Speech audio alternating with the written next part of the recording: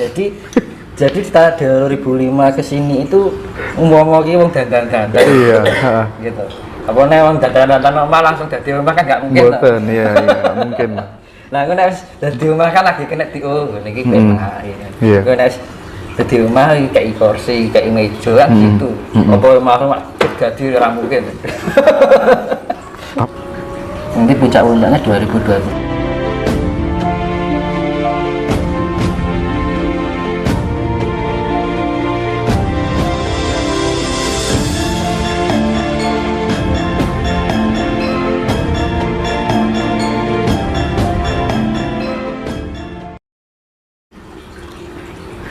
Jadi kan nggak usah berburu kemana-mana, kerep melek bengi lu, cuman gurunya sama rokok sama kopi.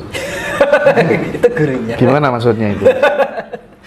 Penting itu. Iya kan, otomatis kan orang rokok, kopi, pikirannya kan mesti kita mau nggak mau kan berbicara dengan diri sendiri. Oh, itu jelas self talk itu ya. Itulah orang yang buat diri kita menjadi pintar itu adalah sering kali lah berbicara dengan diri kita sendiri. Iya mas, sepakat saya kalau soal itu. Iya benar. Iya, nggak, artinya gini mas ya, saya ingin menekankan kepada semuanya mas, karena sekarang ini mayoritas orang ketika ada masalah itu mas, mentok, pusing dengan masalahnya, itu larinya mesti cari orang pintar.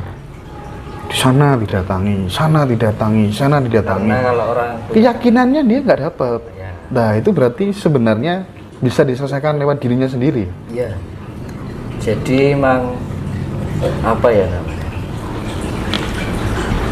Zaman sekarang itu mah krisis pendidikan nilai. Jadi pendidikan nilai dalam arti gimana ya? Orang sekarang kan untuk lebih banyak ke eksternal daripada internal. Betul. Iya kan? Belajarnya keluar daripada ke dalam gitu. Ketika dapat terpaan itu kan otomatis internal juga kena. Nah, padahal internalnya kosong. Padahal sekolah itu belajarnya masuk ke dalam ya mas. Nah itu yang menjadi konsep. Ini menjadi konsep penting. Konsep penting mana ya ketika besok ini kan akan ada perubahan apa namanya, peradaban. Ya, di peradaban baru itu nanti ada konsep, itu penglihatan saya sendiri ya. Iya.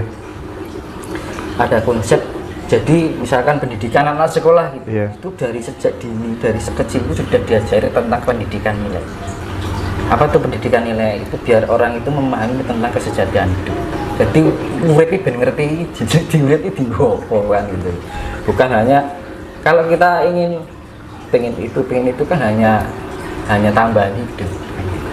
Tapi tujuan hidup yang sebenarnya bukan itu. Berarti ada rekonstruksi kurikulum pendidikan mulai dari total dasar ya, dari bawah ya. Yang diutamakan. Pasti akan terjadi itu mas Yunus. Pasti.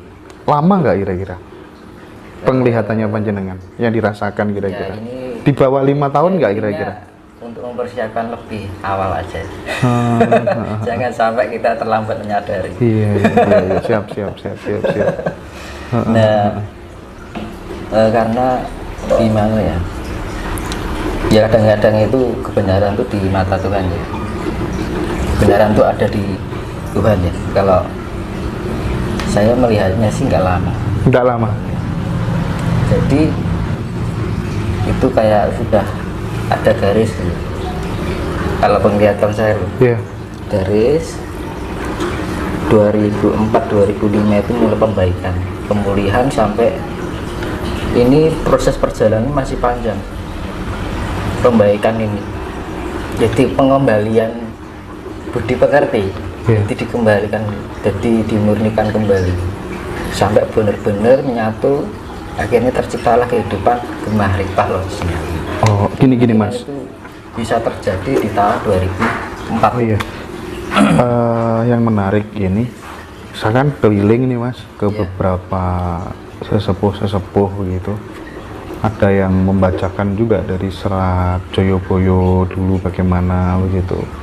Yang intinya dari beberapa sesepuh itu meyakini 2025 itu ada sisi positif yang sangat luar biasa dengan kondisi Nusantara ini. Nah, apakah penglihatannya atau yang dirasakan Mas Tinus juga mengalami hal yang sama? Itu saya malah tahunya dari kecil. Kalau Dari sekarang kecil? kan baru heboh-hebohnya. Kalau saya dari dulu udah tahu. Gimana tapi itu, nggak Mas? pernah ceritakan. Ya 2025 itu, Mas. Jadi kok wong ibu ini lagi wis nyedaki iki aku. Ya toh, kalau orang sudah nyedaki kan Iya. Puas jadi Bener. diarani suara trompet sangkakala itu ya itu. Oh. Suara orang ini Itu ya, Mas ya. Itu kan saya apa yang ada yang di Al-Qur'an itu apa yang berbunyinya trompet sangkakala atau apa itu. Iya. Ya itu kan ya omongannya wong-wong ini sudah heboh. Gitu. Oh. Sudah banyak yang bicarakan itu. Kalau aku sudah tahu dari sejak bertemu Eyang Gereja itu ya makanya yang diceritakan Eyang Gereja pertama ketemu itu ya soal ini. Oh. Sok bakal ini. Nah, kalau bapak saya bilangnya 2006 titik puncak kejayaan Nusantara. Nah. Kalau sampean gimana itu? 2004. Jadi kita 2005 ke sini itu umum-umum wong dandan-dandan. Iya, Gitu. Apa nek wong dandan-dandan malah langsung dadi omah kan nggak mungkin. Boten, iya, nggak mungkin. Nah, aku nek dadi omah kan lagi kena niki kayak mengahi.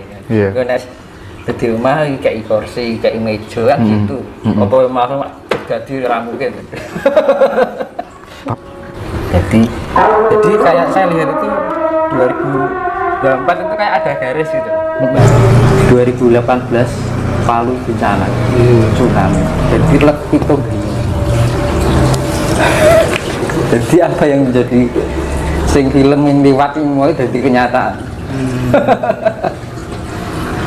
Jadi memang di luar prediksiku, jadi memang itu kan Nabi Khidir itu kan penguasa laut, Air samudra. Tapi Mas, kalau rame-rame orang pada bicara tentang Pulau Jawa yang terbelah menjadi dua, itu kalau keyakinannya Mas Tinus, karena memang efek bencana dan pasti akan terjadi sebagai pertanda akan jaya-jayanya Nusantara gitu. Iya, tidak ganjing itu pambuka. Setiap ada pergantian zaman kan harus diakhiri bencana dahsyat.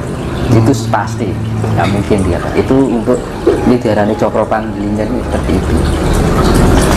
Jadi kan banyak yang bicarakan, banyak pemahaman yang mungkin persepsinya beda-beda ya. Ini mungkin perselisihan antar keyakinan, yakinnya menjadi terbelah. Kalau terbelah ya nggak separuh-separuh. hampir berapa persen yang terbelah kan gitu kan. Nah, dipikir ya 80-90 kan.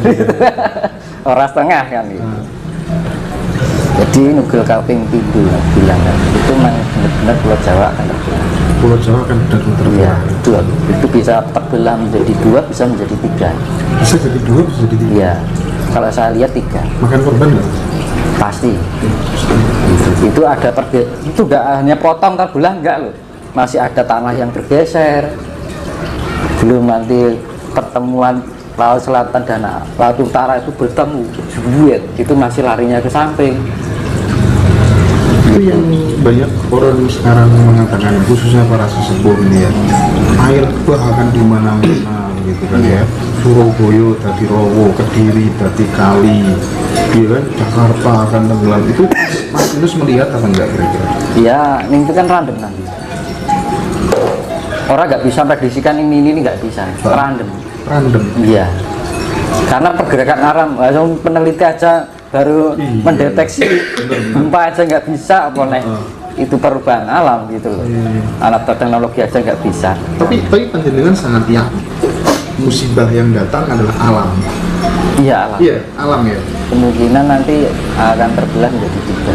Kemungkinan kalau apa yang saya lihat loh. Loh, itu pernah disampaikan oleh seseorang sesepuh di Lamongan, Mas Tinus.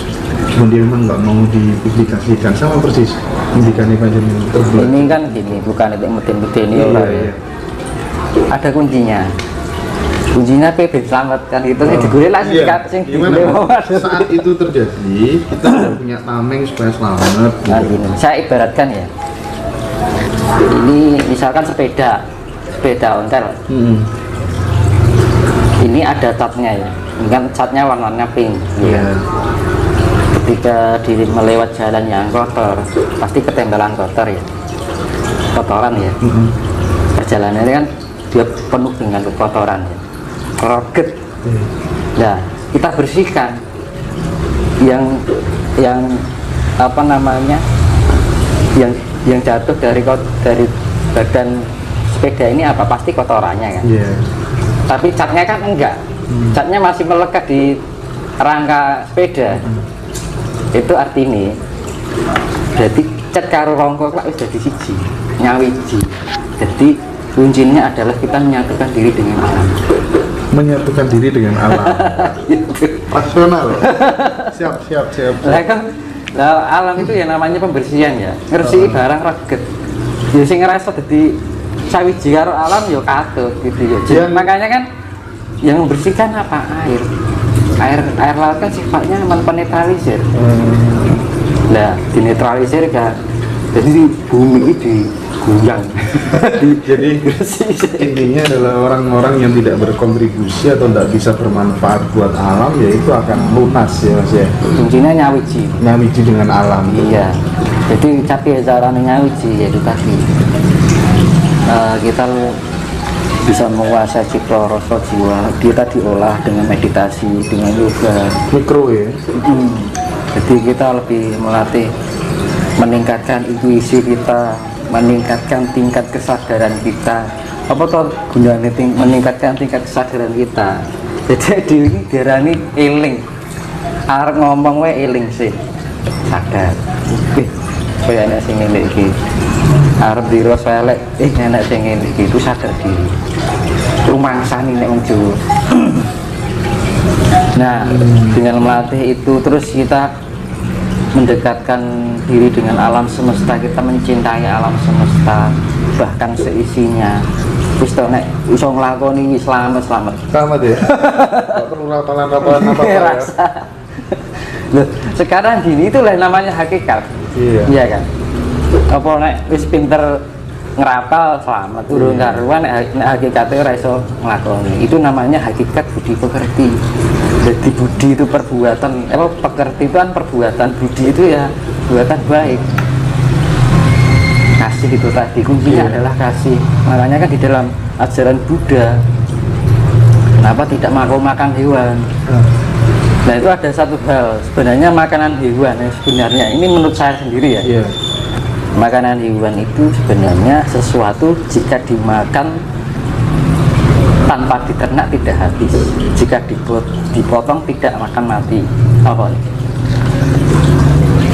Jika semua manusia di bumi ini memakan hewan itu tanpa diternak tidak akan habis, dan jika dipotong tidak akan mati. Ada dua. Apa Mas? Ikan. Jenengan mau sak dunya iki nek mangan iwak nih. Ana iwak ra tontek. Ini Gusti Allah wis nyepaki, Mas. Lah kan ikan kan sekali mana ribuan jutaan. Iya ya. Lautnya dikuras ping pira iwak ra tontek. Gitu. Nah, dan itu memakan ikan itu malah wong cerdas ya, protein tinggi. Berarti terus jika dipotong tidak mati, ya buah-buahan, sayur-sayuran. Itu keyakinan orang Buddha. Kalau saya mengamati keyakinan Buddha seperti itu, karena pendalaman saya lebih ke Buddha daripada Hindu, saya lebih ke Buddha. Ya, makanya sekarang ikan bakar terus tadi. Gurami tadi. Gurami, kakap.